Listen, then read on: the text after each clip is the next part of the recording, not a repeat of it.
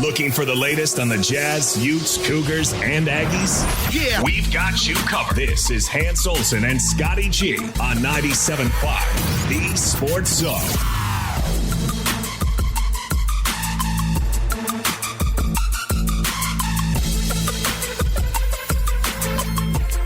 Welcome on back. You're listening to Hans and Scotty, 97.5, the KSL Sports Zone. NCAA Tournament round number 1 continuing on. Remember, you can hear all the games over on 1280 AM. And we'll be live here on 97.5 FM. If game gets close, we'll simulcast the game and have all the action for you on both signals. But Utah State Hands in action coming up tonight as they take on TCU. You saw TCU in person when they played BYU, had the big halftime lead before BYU came back and ended up winning that game in Provo. So you know just how dangerous this team is, and you know Utah State's got their work cut out for them in this one. Well, TCU doesn't like to shoot a lot of threes either, Scotty. They like to work on the inside as much as they possibly can, and then they will give up the 3 shots. So I don't know if Danny Sprinkle's kind of working out game plans. I don't know how most of these college basketball coaches work. I don't have the same feel as I typically have in a football game where I know that the coaches are going to make statistical adjustments based off what the numbers and percentages show. They're going to make adjustments. They're going to key on certain runners or certain catchers or certain tight ends. And I don't know, does Utah State do that? Do they look at it and say, all right, guys, if we can't find our looks on the perimeter and knock them down, we're not going to be able to out-battle these guys, out-shoulder these guys down in the paint, so we're going to have to start taking some outside looks. I don't know. Do you expect something like that from Danny Sprinkle and Utah State where they work a wrinkle in that maybe they wouldn't have worked in during Mountain West Conference play?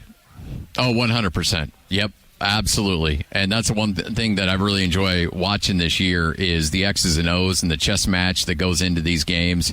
And Danny's as good as anybody. He's got a great staff. Andy Hill, you heard from him yesterday. I might revisit that conversation coming up today at 2:30, where I sat down and talked to Andy and got his thoughts on this game and just how good this TCU team is.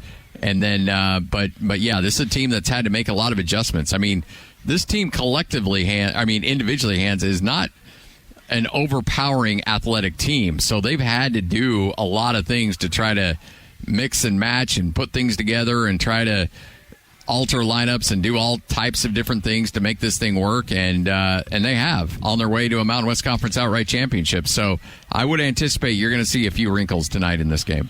Well, I know you caught up with Coach Sprinkle. Did you ask him much about just some of the adjustments that he was going to throw in? Oh, yeah, and he gave us everything. No. In fact, this is the podium feed that we had a chance to be a part of yesterday, and he talked about certainly the disadvantages that TCU can bring to the table, some of the issues that they're going to cause, some of the problems they're going to create, and here's Danny Sprinkle addressing the media. Tournament, our program is becoming accustomed to it, which is a good thing. We're happy to represent the Mountain West, which we think we had, one of the best seasons ever in our conference's history, and hopefully we all represent pretty well. But obviously we got a TCU squad that, I've known Coach Dixon for a long time. I know how his teams play. I know how tough and grimy and gritty they are. And we know we're going to have to play our best tomorrow at 9:55. But I think our guys are up to it. I think the Mountain West schedule's prepared us for the physicality that this game is going to entail. And anytime you play in the NCAA tournament, you can't take 2 minutes off. It can't take you 2 to 3 minutes to start the game to be aggressive. You got to get all your anxiety and nerves out of the way, and you got to come when that ball gets thrown up on the tip. You got to be ready to rock and roll, which I expect our guys to be tomorrow. All right, questions, please, right here. So you mentioned you obviously needed to start off quick. The last couple of games in the Mountain West tournament, that didn't seem to be the problem for you guys. You started fast and then kind of faded a little bit as the game went on. Is that kind of the thing you're going to try and address in this one, where you start fast and keep going? Yeah. Hopefully. You have to start fast and you got to stay fast. Obviously there's going to be lulls throughout the game. it's a game of runs, but we have to limit those runs. And some of those runs that, occurred to us, as you mentioned, in the Mountain West tournament, were due to foul trouble. And a lot of it was, our fault, whether it was undisciplined plays or undisciplined fouls that, we have to have certain guys on the court, and they know that, and we have to play smarter and play better so we don't have those lulls. Right here. Jack Johnson, the Utah Statesman. Mason didn't play against Fresno State, had less time, decreased time against San Diego State. What's the status of his injury right now? Yeah, he's been practicing all week, and, he looks as good as he's been here in the last probably 2.5 weeks. And a lot of his, decreased time, against San Diego State was because of foul trouble. And he's one of those guys that we need on the court. But he looks good right now. Questions, please, right here. Sean Harrison with the Herald Journal. Could you just talk a little bit about TCU? And I mean, you obviously know Coach Dixon really well. He kind of joked a little bit about you guys might not have returned any points, but you brought some guys with you that you knew about. But just talk about your relationship with Coach Dixon. Yeah, when I was a player at Montana State, he was an assistant for Ben Howland at Northern Arizona. And so, kind of had that relationship since then. And obviously I followed his career, and, he's been kind of one of those guys I looked up to, just from being in the Big Sky and knowing him and Coach Howland, when they went to Pittsburgh, and obviously had tremendous success. And then watching what he's done, at Pittsburgh and TCU, and just how he's kind of created his own identity and just become one of the best coaches in the country. He's had tons of success. I love how he coaches and how his teams play, and you can kind of tell they take on his demeanor. They're a tough physical team, no nonsense, disciplined, and he's always been kind of one of those guys I've always watched. Questions, please, right here. Grace Lawrence, Montana Sports from back in Bozeman. Just what did you think about, Montana State carrying on your legacy, three-peating? I saw you active on Twitter last week, and I know the community really appreciates that. It's awesome to have somebody from Montana here. No, super proud of, Coach Logie and the players. And, as somebody that wore that Bobcat jersey, I take an immense pride in that. Okay. And it's awesome to watch them on TV last night and, everybody talking about Montana State. 'Cause I'm not here without Montana State. And I'll say that as I'm not. They raised me, and I'm here today because of that. And so I take an immense amount of pride in Montana State University, and it was awesome to watch. And I mean, me and Great and Darius and Xavier, we watch all their games. Whether we're in the hotel or conference room or whatnot, and that'll never go away. So TCU's got a lot of length, and in a couple of ways they use that is they get a lot of steals, they put a lot of pressure on defense, and they grab offensive rebounds. How much focus do you have to put on those two things? Not having turnovers and then not giving up offensive rebounds. Yeah, I mean that's kind of the key to the game.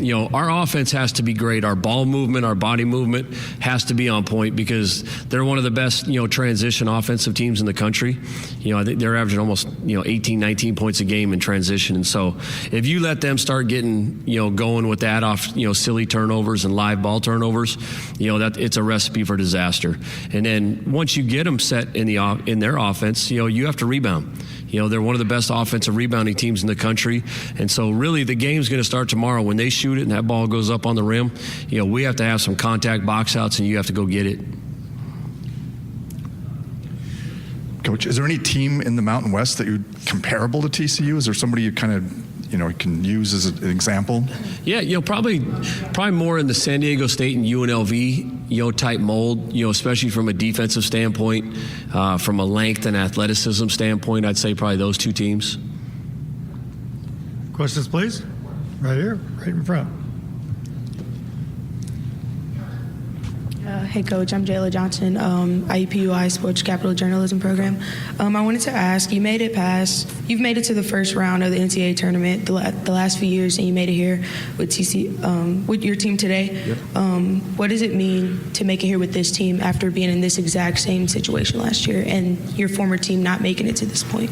Yeah, it's been tremendous for the team, the staff, the university, the athletic department, because not even a year ago, 11 months ago when I got hired, we didn't even know who was on the roster. We had, three players, and two of them redshirted last year. And so, for this group to come together in a short amount of time and to do it in a Mountain West Conference that was as good as it was this year, and to have 27 wins is an incredible accomplishment for our players. They're the ones that make the shots and get the rebounds and are practicing and lifting weights, and for them to come together, and have the chemistry that they do, because everybody's, selfish to an extent, and then when you bring in 13 brand new guys, everybody's trying to show how good they are, but they really bought into each other's success, and that's why we've had the season that we've had. Right here.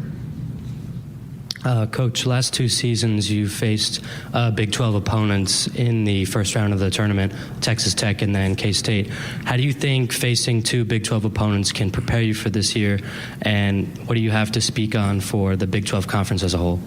Yeah, I don't know why the selection committee keeps giving me Big 12 teams, but it's more for me and my staff, because my staff, we'd been through the last two NCAA tournaments. This team is totally different. They don't know. But the one thing I know going through the Texas Tech and Kansas State game is like the size and length and physicality. It's different than what we were accustomed to at Montana State.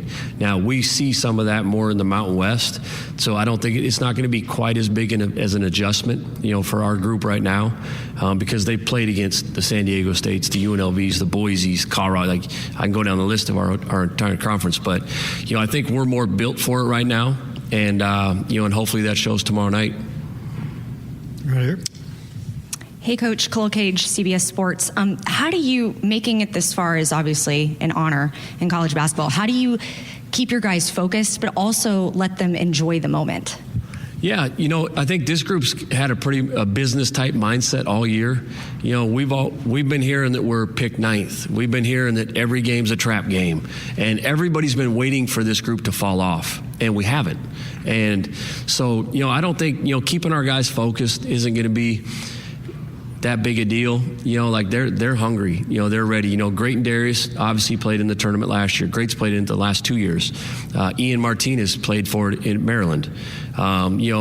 Mason and Isaac, they were red shirts, but they actually came and saw the festivities last year when Utah State went. And so hopefully that experience will help us tomorrow night. But I just see the look in our guys' eyes, like they're not wide-eyed of everything going on right now. Like maybe my first year at Montana State, we were a little bit like that. Slow process. There he is, Danny Sprinkle, addressing the media, and certainly feels confident and feels like his team's going to be ready to go, Hans. Well, that's what it sounds like. And, Scotty, I'm sure you're aware of this, but his teams start fast, but then they slow down. So is the idea maybe to start fast and then continue fast through a game, maybe? I think, when we talk about adjustments, I think that's one thing that they want to be better at is starting fast and then continuing fast.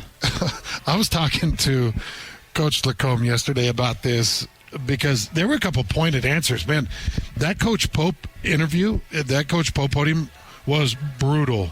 It was really brutal. There was somebody asking questions that had total disregard and total lack of understanding, and sometimes it sounds ridiculous. I don't know how coaches answer some of these questions. Like, for instance, Scotty, this question at Danny Sprinkle, how does he even answer this? So you mentioned you obviously needed to start off quick. The last couple of games in the Mountain West tournament, that didn't seem to be the problem for you guys. You started fast and then kind of faded a little bit as the game went on. Is that kind of the thing you're going to try and address in this one, where you start fast and keep going? Yeah.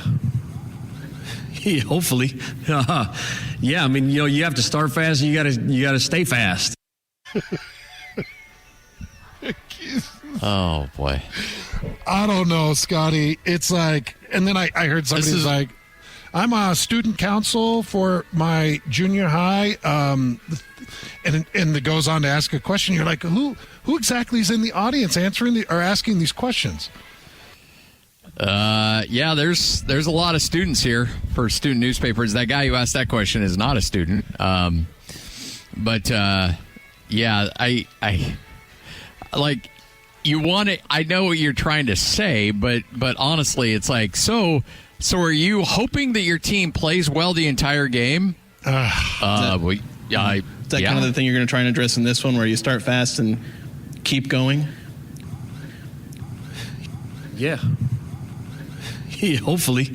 Yeah, I mean, you have to start fast and you gotta stay fast. Yeah. Hopefully, gotta start. I just wonder sometimes these coaches that are sitting in front of these mics looking at these zit-faced kids like, we would want to start fast and then stay fast. That would be our hope. Start fast and keep going. I want to isolate some of the Coach Pope questions yesterday because there was one that was like, so, Coach, this is the second time in a row now that you guys really came out of the gates and started slow.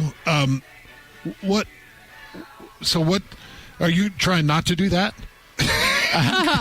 Coach Pope's like, what?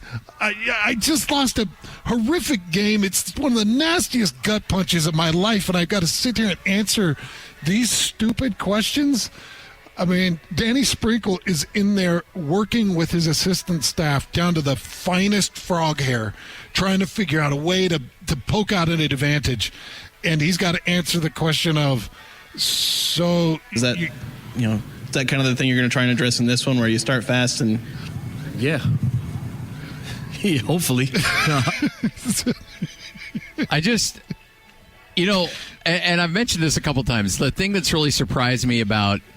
And I know these coaches put in work. Like, I knew it. Like, I knew it was hard work. But I didn't appreciate the amount of hard work and dedication and time and effort that goes into game planning one individual game. Like, one singular game. The amount of work and effort and game planning. It's just, like, I couldn't fathom it until I saw it up close in person.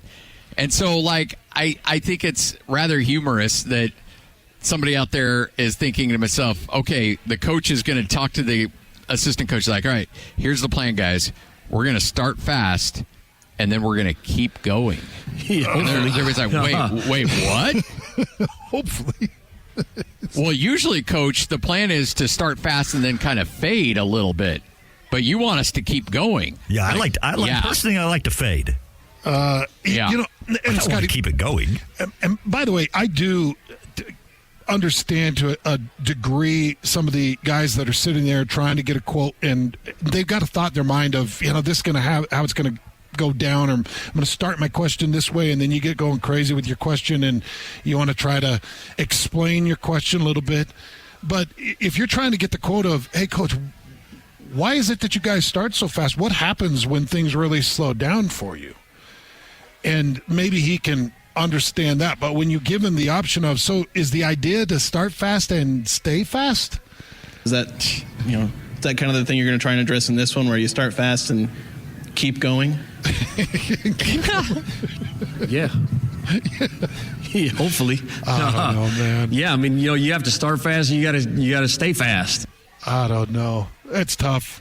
But these coaches do an amazing job of laughing it off and answering it and being gracious and kind. For the most part, you still get the punks out there that'll attack these kids and go after them. But sometimes. Well, by the way, that's not a student. That's a professional media member there. Like, there are a few students. That's not a student. That's a guy that works in the business. Was the young lady from Montana? Was that a student? No, she works at a TV station out there too. Oh, okay. In Montana. Nope. She's a professional too. So, but there were a couple of questions in there that were from students that weren't horrible. I mean, it was certainly better than what we heard there from the gallery, from the pro. Yeah. That's tough. Yeah. Hans and Scotty, 97.5, the KSL Sports Zone. Hans, you're down in Harriman. Let's get some people down there eating some food and watching some games. It's a Friday. Get out of the office. Go down. Watch some basketball, and let's eat some good food and enjoy the day. Yeah, JCW's fantastic burgers across the board. Scotty, just amazing. I had the pastrami burger yesterday. Their pastrami's fresh cut. It's incredible. But you could come down and you can get that club, or you can get that turkey sandwich you were talking about. There's got a steak sandwich that's really good. their cheese fries or their loaded cheese fries. You can get the chili cheese fries, and they've got the special sauce that's a barbecue and mayonnaise mix, and you got the shakes and the salads, and it's just the ultimate sit-down joint to have the best burger in Utah. JCW's, the Burger Boys, they've always been the leader in the state when it comes to burgers.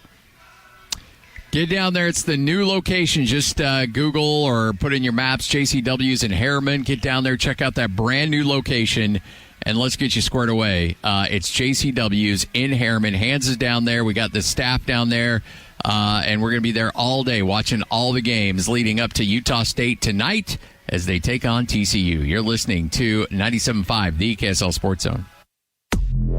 This is Jake Scott and Ben Anderson. Lil Xan looks like the type of kid I'm going to have to prepare to throw out of my own house. Like has tattoos on his face. Yeah, at like 14 years old. Yeah. He got his first face tattoo, which I'm all for face tattoos. Are you? Yeah, just not on 14-year-olds. What should Ben get for his face tattoo? First tattoo being a face tattoo is a leap. Yeah, go for it. Be bold. I guess so. Be bold, if you're man. going to do it, you might as well. Let's do it. Will you please on your neck just write Ben, write your name? We'll take a field trip after the show and get Ben a tattoo. It's honestly a good marketing tool.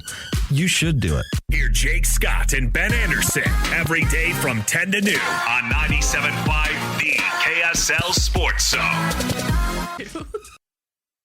Jazz at 30 update on your exclusive home of Utah Jazz basketball. 97.5 The KSL Sports Zone. Jazz take another L last night to the Dallas Mavericks, but Will Hardy still going over the positives and the negatives of last night's game.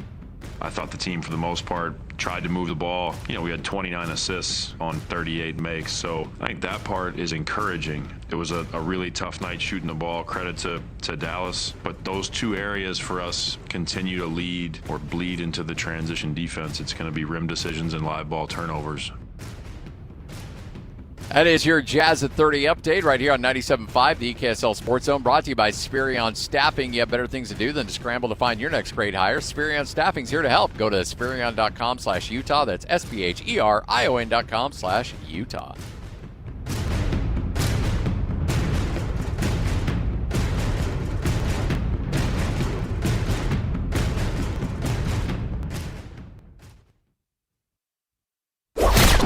It's time to saddle up and talk about the winners and the losers.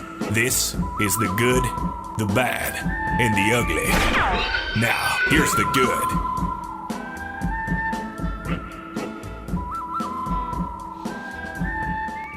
It is your good, it is your bad, it is your ugly right here on 97.5, the KSL Sports Zone, all brought to you by RGS Exteriors. We were out there earlier this week.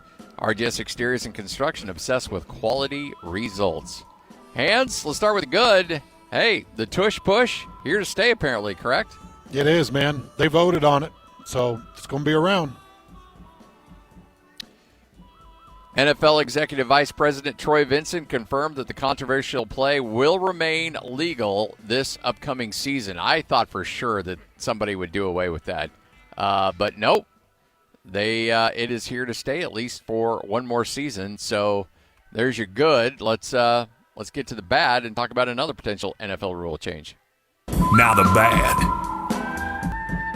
All right, so I'm curious to know your thoughts on this. The NFL, they may allow the tush push, but they will, at least right now, it's looking like they will outlaw the hip drop tackle. A technique that the league has said resulted in an injury rate that's up to 25 times higher than on tackles when it is not employed. Now, former players, current players, not happy about this. They do not want this at all. But owners and the rules committee think that it's important. Hans, kind of explain what this is and what are your thoughts here? Well, I think it's stupid. I've felt like the whole argument was stupid. The reason they outlawed the horse collar is because it's essentially the hip drop. So if you're outlawing it and you're really regulating the horse collar tackle, then I think you're really fighting against the ultimate issue with the hip drop, where you're grabbing the back of those shoulder pads and throwing your hips and trying to pull all your leverage and pull them backwards over the back of their legs. And that does result in injury. But here's the problem with the hip drop and the issue that I've got with it. You always have size conflict. And nowadays you've got Travis Kelce, who is going to catch a drag route, and he's matched up with a nickel. And that nickel has a responsibility to get Travis Kelce down on the ground. Taking away their ability to do what they need to do to get that bigger body on the ground, to me, is just stupidity. But here's the other thing that we're learning. The NFL continues to find, through, I'm sure, research, that everything you can do to give offense advantage, you give the offensive advantage because you want it to be 38-42 in a game.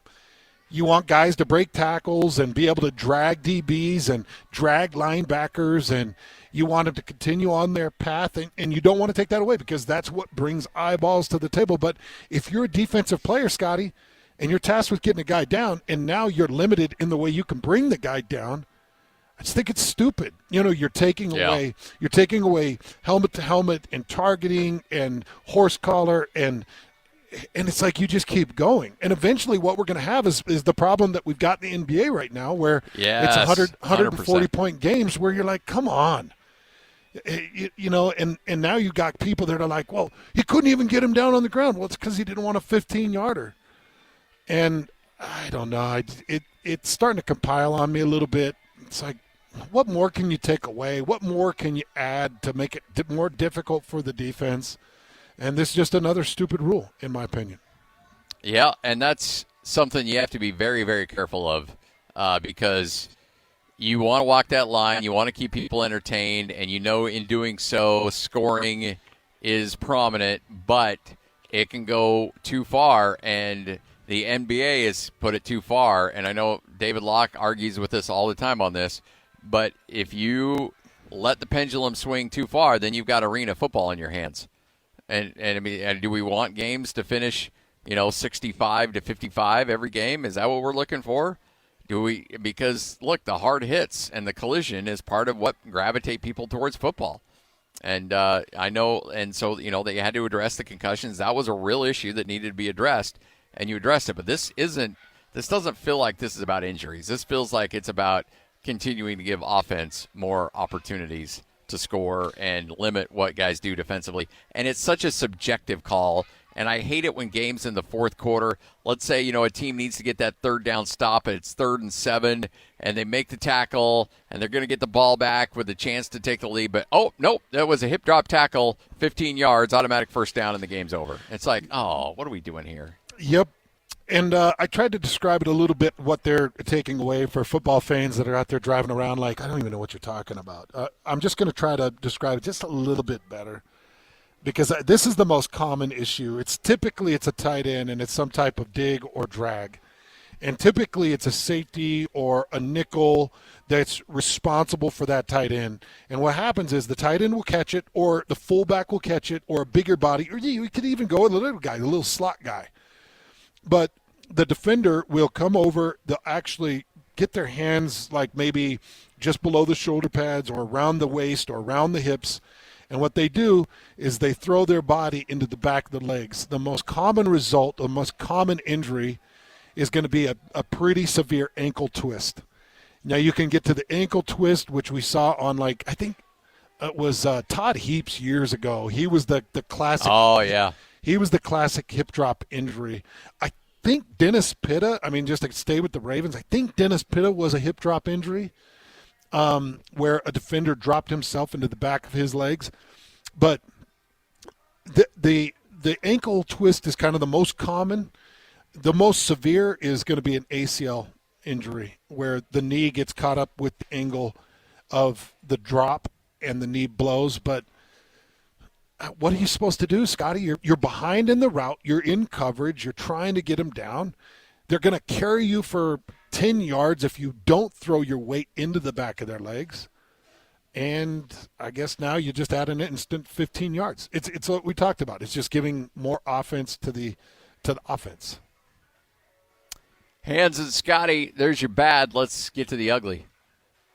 And, of course, the ugly. Well, this Ohtani situation continues to grow and continues to get worse and worse, Scotty. At first, it was just a money issue, and then it became that his interpreter stole money from him to cover a gambling debt. And now they're looking at Ohtani as potentially, Scotty, gambling and getting himself into some gambling debt. And now they're looking at potential suspensions and all kinds of issues and investigations. But this whole problem is starting to really grow. I don't know how much you've read about this or watched some of the conversations about this, but it's getting pretty big and pretty ugly. Yeah, this thing, it's a lot like the royal family stuff going on right now. It seems like every day there's something weird and bizarre coming out of it, and you just sit back and like, well, let's see what else twists and turns are going to take into this. I think there's a lot of ugly, seedy underbelly to this, and I don't want to speculate, but it does feel like there's a lot of people that have got a lot of hands dirty in this thing, and I don't know how it's going to play out, but it doesn't feel like this is going to be a very pleasant resolution here. It's not. IRS spokesperson Scott Villard confirmed to ESPN today that it is investigating Mitsuru and Bauer. There's no evidence that the IRS investigation was triggered by the request from Ohtani's representatives, but they are now in the investigation. The Dodgers have been asked to enter into the investigation. And, you know, from my point of view, it's like we have just thrown the world at everybody's fingertips with gambling. Everybody can gamble. And these athletes that are playing a given sport, they know they can't gamble. They shouldn't gamble. They shouldn't do it. But they're going to start to dabble in it. In my opinion, if he's not gambling on Major League Baseball, I just don't give a crap anymore. Yeah, because we're making it so accessible. Now, if you found that he gambled on Major League Baseball, that's one level of red check mark. If you found that he gambled on baseball and he had some insights or he had some influence to outcome, that's a whole nother level. For instance, gambling on his own team or gambling on a team that he knew he was going to play or there was some relevance there, that's another level of red check mark. So I think that there's ways to go about it. My worry is that he's going to get caught up in some type of big controversy in this whole thing. Yeah, yep. All right, good, the bad, the ugly. Coming up next, San Diego State getting a scare from UAB. We'll give you an update on that coming up next right here on 97.5, the KSL Sports Zone. Also another edition of Whole World News. This is DJ and PK. It is time to welcome back Steve Cleveland. The Utah Jazz, they win Friday against Atlanta. Everybody's feeling good, but they lose to Minnesota, and the coach did not like what he saw. Here's what Will Hardy had to say after the game. Stats don't mean it's a team sport. You play to win. There will not be free minutes in this program. And so you're either going to start learning and you're going to start playing the right way and you're going to start participating with your teammates or you're not going to play. I love everything about that. Thank you, Coach Hardy. That is what it's all about. You let that element in the chemistry and the culture of your team, it can be really destructive. I'm glad he addressed it, and I realize these guys are pros, but at the end of the day, there's still a game that you have to respect. I love the fact that he made it public for everyone because then everybody knows. Catch DJ and PK mornings from 6 to 10. Presented by Murdoch Chevrolet. Proudly serving Utah since 1926. On 97.5, the KSL Sports Zone. Go! It's time to span the globe for the hard-hitting news you care about. Well, not really. But hey, at least we found it interesting. This is Whole World News on 97.5, the KSL Sports Zone. We've got the whole world in our 1 minute left to go. 97.5, the KSL Sports Zone. San Diego State leading UAB by 3. Let's go to that game. Over Lindenborg wishes he had the first one back. On the second attempt, able to draw the foul from Ledee. Lindenborg is 5 of 6 at the free throw line. He missed his first. He is at 5 straight since. First of 2 here with 43.4 to go. Free throw is up. It's good. So one more free throw for Lindenborg. Saunders and Waters sit for San Diego State. Butler and Powell return. Lindenborg trying to make this a one-point game again. Big deep breath. Eyes the iron. Bounces twice. Free throw is up. And rimmed it in. UAB doesn't have to foul just yet. Get a defensive stop. You never know with San Diego State's issues taking care of the ball at times throughout the season. But the last thing is for UAB, you got to rebound. Fans come to their feet in Spokane. Butler with a dribble between the circles. Shot clock at 13. Butler moves left, hands it off for Parrish on the wing, bounces it up top to Powell. Powell dribbles right, lob it inside Ledee, makes the catch. Went to dunk, it got fouled, and Ledee will go to the line with 20.1 seconds to go. Jaden Ledee just so smart, using his body, got position on Lindeborg, and Lindeborg is fouled out.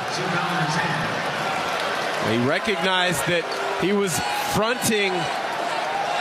Push the front up the lane. Trust the teammate's going to throw the ball over the top. Hold the seal. Go get it when the ball's just over the top of the defense. And expect the foul at the rim. Well, a tough ending for Yaxel Lindeborg. Overall, a tough game for him today. He's done with 20.1 to go. Ledee back to the free throw line. His first is good. 31 for Jaden Ledee, and one more coming. The average is 21 on the year. Came in top 30 in the country in scoring. Looking for his 32nd point of this NCAA tournament game. It's on the way. And it rims in. So 32 for Ledee, 68-65, San Diego State. 17 seconds to go. UAB with the ball. Here's Gaines with it in the front court. Gaines, bounce pass up top to Johnson. Turns, steps left, pump fake, leans in, shoots the three from the top. Front of the rim, no good. Ledee grabs the rebound. Off the Waters. 4 seconds left, and a foul committed by Coleman with 3.5 to go. And one free throw could ice it for San Diego State. They went to Butta Johnson, who has a career-high 5 threes in the game today. He got a decent look, but just off the front rim, and Ledee was there to collect the rebound. Well, they ran a wide pin down to get him open. Good defense from Reese Waters to not give a straight open three at the top. But Butta Johnson, probably a little bit of a rush, could have and did have time to maybe get into one more action. Waters is a 91% free throw shooter. He makes the first, and that may do it. 4-point San Diego State lead. One more free throw coming for Waters. He was the 6th man of the year in the Pac-12 last year at USC. Now with San Diego State, he back rims the free throw, but grabs his own rebound. UAB will not foul. The game is over, and San Diego State survives. The 5th-seeded Aztecs hang on and beat the 12-seed UAB 69-65. San Diego State is on to the second round of the tournament. Well, UAB gave San Diego State quite the scare there, Hands, but the Aztecs are able to get the win, and a lot of it is because of offensive rebound. They just killed Utah State on the offensive glass in that Mountain West Conference semifinal game. They are such an elite offensive rebounding team, and they continue to show why. UAB just did not have the horses to go toe-to-toe with one of the more physical teams in all of college basketball. And I've been saying this all year. I have not looked at draft projections. I don't know where this guy lands, but Jaden Ledee is just a really special player. He can stretch you out. He can shoot the three. He's got a really nice mid-range jumper. He can back you back to the basket. There are so many elements to his game that just make him so scary good. One of the best games I saw this year was in Logan when he and Great Osobor went toe-to-toe, and each had some big moments in that game. Defensively, he needs a little bit of work, but offensively, he is the complete package. Yeah, 32 points did he end up with? Yeah. 34? I think it was 32. I think that last free throw got him to 32. I don't know what his rebound total was. I don't have the box score in front of me. 32 and 7. I'm glad he got it done because I've got San Diego State beating Auburn in this next round and getting to the Sweet 16. Now, I do believe UConn will knock them out in the Sweet 16, but I had San Diego State moving all the way into the Sweet 16, Scotty, so I'm glad they were able to get it done. I actually said to you, I'm like, when we were watching it, I said, oh, no, and you're like, yeah, calm it down. Ledee's got it. Yeah. They'll be all right. You said that they just know how to deal with those crunch minutes, and they make sure Ledee is the centerpiece of whatever they're doing with those final seconds, and he takes care of business. I do wonder if he could carry you to something even bigger, maybe really pressing UConn. I think that Auburn's got their hands full, and if they go move on, I think UConn definitely has their hands full with him, for sure. All right, I'm here in Indianapolis, Utah State, TCU coming up tonight. Hans, you're hanging out in JCW's in Harriman. And, again, brand new location. I can't wait to see it. You say they're just stockpiled wall-to-wall with TVs there. Yeah, it was great. I just caught up with Clay, and I know you've met Clay a couple times down here at JCW's. He's one of the owners and one of the nicest men I've ever met in my life. And I've talked to him about food just because he knows how much I love food. And I asked him about his vision of JCW's and what they do. And he always talks about the top end of everything. And, he knows that you're going to pay a little bit more for his burger, but he also knows that his beef is never frozen. It's all fresh pressed. He knows that he uses the best cheese. For instance, when you get the cheese fries at JCW's, it's that fresh grated, high-level mixed cheddar. You know that it's the best cheddar. It's not that nasty, fake cheddar that hardens real fast and is disgusting. It stays soft, it's smooth, it's perfect on those crispy fries. Like, it's those little details that mean a lot to people that want to go out and spend a couple bucks on a burger. And he knows that the bun, the importance of the freshness of it, the softness of the bun, anything that he can source local, anything fresh produce, anything he can source local that's going to give him a really good crisp bite, he's going to do that. You've seen so many different places skimp on their ice cream now, Scotty. I'm not going to mention them, but there are a couple places that are known for their shakes. And you go get a shake now, and you can taste it in their chocolate, and you can feel it in the cream. It's low level. They don't do that here. The ice cream is extremely smooth. It's the highest end, and it's amazingly delicious. And that's what separates JCW's. And I'm such a big fan of Clay because he's got the vision of the way we would do it, Scotty. This is the type of burger joint you and I would run if we ran a burger joint. Yep, 100%. We're not messing around. He's not messing around. It's all about the quality. They knock it out of the park at JCW's. We're down in the Harriman location, just one of many up and down the Wasatch Front. So get down there and say hi to Hans and the crew at JCW's. JJ and Alex will be hanging out there as well. Hans and Scotty, final hour of the show coming up next right here on The Zone.